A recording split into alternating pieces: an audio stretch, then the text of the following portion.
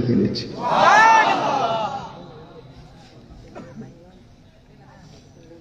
রাবিয়া বসরি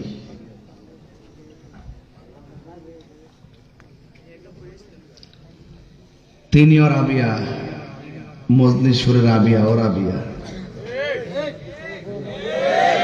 হায় হায় আল্লাহু আকবার কোন না কেন?